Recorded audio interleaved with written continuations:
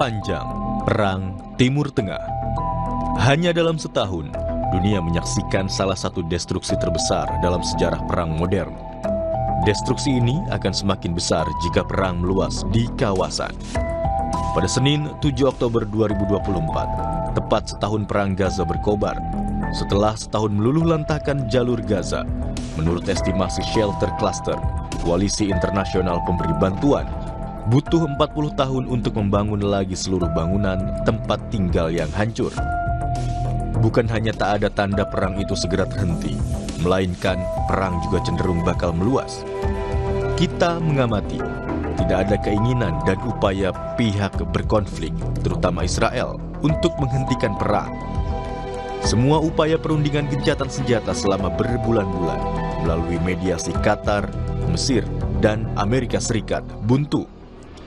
Pada 28 Juli, ketika para mediator siap terbang ke Roma, Italia untuk finalisasi kesepakatan gencatan senjata, Perdana Menteri Israel Benjamin Netanyahu tiba-tiba memerintahkan tim negosiatornya menambah tuntutan. Kontrol Israel atas perbatasan Gaza Selatan. Hamas menolak, Mesir keberatan, perundingan kolaps.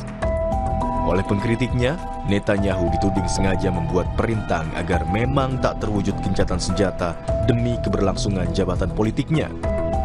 Para politisi sayap kanan anggota koalisi pimpinan Netanyahu mengancam membubarkan pemerintah Israel jika ada gencatan senjata di Gaza. Sejak pertengahan September lalu, setelah hampir setahun tidak mampu mencapai target serangan ke Gaza, membebaskan sandera Israel dan melucuti kekuasaan Hamas sepenuhnya, Netanyahu mengeskalasi perang ke Lebanon. Militernya membunuh pemimpin Hizbullah Sayyid Hassan Nasrallah.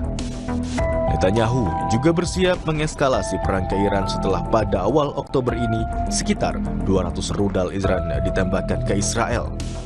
Salah dalam mengalkulasi serangan ke Iran, demikian sejumlah tokoh dan pengamat mengingatkan, niscaya pecahlah perang dua kekuatan regional, Iran versus Israel. Andai hal itu terjadi, tidak terbayangkan destruksi dan korban jiwa yang akan berjatuhan. Sampai saat ini saja, sekitar 42.000 warga Palestina tewas.